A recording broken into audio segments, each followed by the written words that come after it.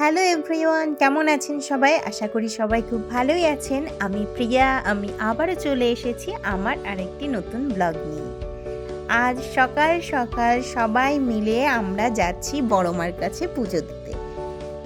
অনেক দিনের মনের শখ যে পুজো দেব মায়ের কাছে। আজ জানি না পুজো দিতে পারবো কি না, কিন্তু সকাল সকাল সবাই মিলে স্নান করে বেরিয়ে পড়েছি। ইভেন আমার ছোট মেয়েও আজকে জেগে গেছে সকাল সকাল। আমার বড় মেয়েও স্নান হয়ে গেছে। সবাই আমরা স্নান করে একদম রেডি হয়ে যাচ্ছি মায়ের কাছে পুজো দেব বলে। আমরা সবাই উপোস করে আছি, তাই রাস্তায় একদমই দাঁড়াইনি, তাড়াতাড়ি করে চলে এসেছি। এই যে আমরা নৈহাটির মধ্যে ঢুকেও গেছি।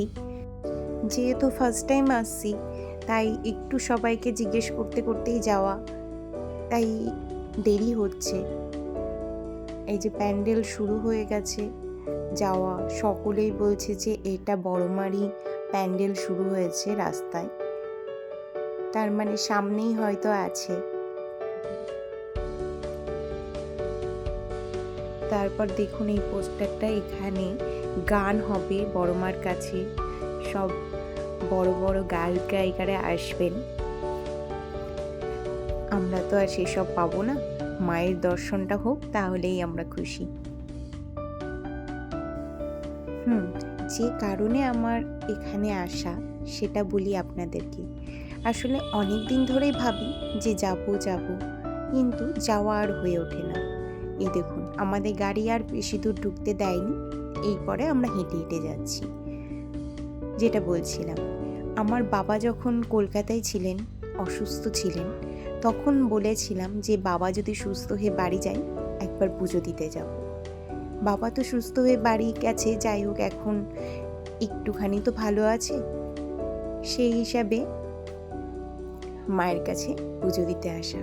এসেই তো দেখছি এত ভিড়, আর চারিদিকে শুধু লোক আর লোক। ভয়ে ভাবছি আজকে পুজো দিতে পারবো তো। দেখুন মা এখনো রেডি হচ্ছে।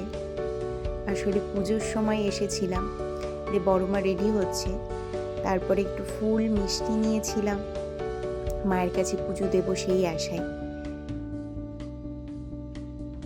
এত ভালো লাগছিল।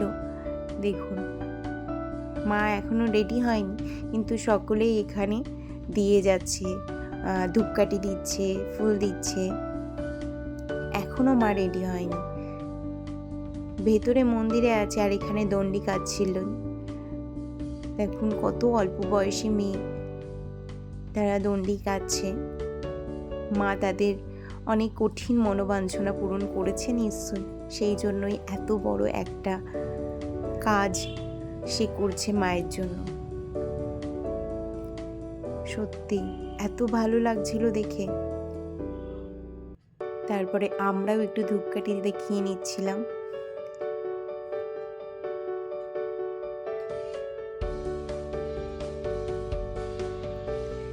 এখনো মা পুরোপুরি রেডি হয়নি, কিন্তু মায়ের কাছে ফুল মিষ্টি পড়া শুরু হয়ে গেছে। আমাদের মতোই যারা, আমাদের থেকেও যারা অনেক দূর থেকে গেছে, তারা আর কি করবে, তারা তো এইভাবেই পুজোটা দিয়ে চলে আসছে না।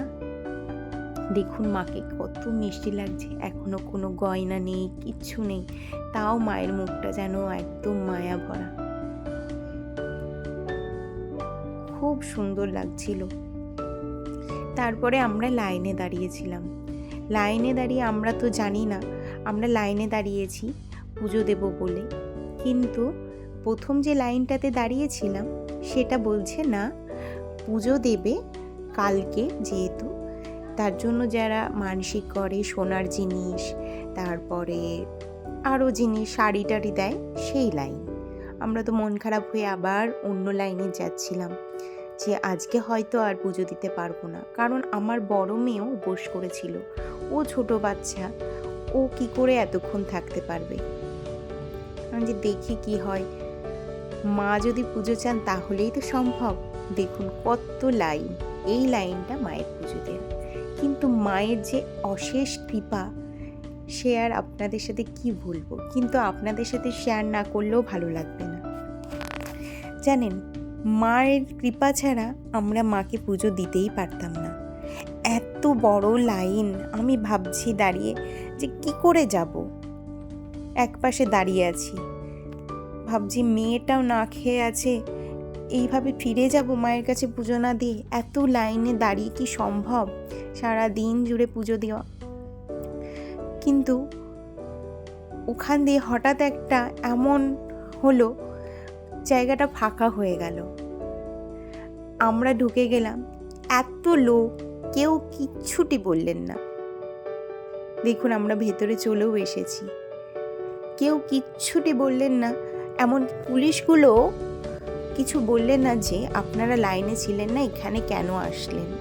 আমরা এতগুলো মানুষ, অমিত অত লম্বা একটা মানুষ, দুটো বাচ্চা নিয়ে আমি, কোনোভাবেই কেউ কিছু বললো না। আমরা সামনে দাঁড়িয়ে গেলাম আর কত তাড়াতাড়ি পুজো দিয়ে দিলাম। এটা তো সত্যি কথা, মায়ের কৃপা ছাড়া কখনোই সম্ভব না। আপনারা বলুন তো, এইভাবে কি কোনো লাইনে ঢুকে যাওয়া সম্ভব? তারপরে আমরা শান্তি করে পুজো দিয়ে আমরা বেরিয়ে পড়েছিলাম।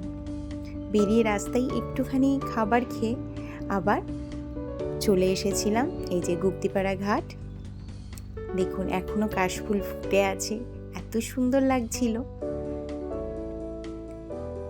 মায়ের এত বড় যে কৃপা পাবো সত্যি বুঝতে পারিনি। মা কৃপা না করলে আজকে কোনোভাবেই আমরা পুজো দিয়ে উঠতে পারতাম না। সত্যি খারাপও লাগছিল, এত মানুষ এত ভোরবেলা থেকে লাইন দিয়ে পুজো দিচ্ছে, আমরা সামনে চলে যাব, এটা ঠিক না। কিন্তু কেউ তো কিছু বললেনও না, আর আমরা ঢুকতে তো চাইনি। হঠাৎ এমন একটা হলো ব্যাপার যে লাইনটা ফাঁকা হয়ে গেল, ওই লাইনে আমরা ঢুকে যেতে পারলাম। জানি না এটা মা কেমন লীলা খেলা করলেন আমাদের সাথে, কিন্তু মা, আমার মতে এটা কিন্তু মাই কৃপা করেছে, নয়তো এতগুলো মানুষকে চোখ এড়িয়ে যাবে, এটা কি সাধ্যি কারোর? বলুন তো আপনারা।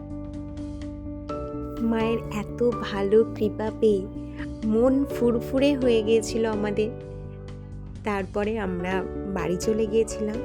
প্রথমেই আমরা আমাদের দোকানে গিয়েছিলাম, দিয়ে প্রসাদ দিলাম মাকে। তারপরে আমরা গিয়েছিলাম এইবার অমিতদের বাড়ি। আমরা একেবারেই রেডি হয়ে গেছিলাম, কারণ কৃষ্ণনগরেই আমরা কালী পুজো কাটাবো, ভাইফোঁটাও কাটিয়ে আসবো, সেই হিসাবে একেবারে রেডি হয়ে গিয়েছিলাম।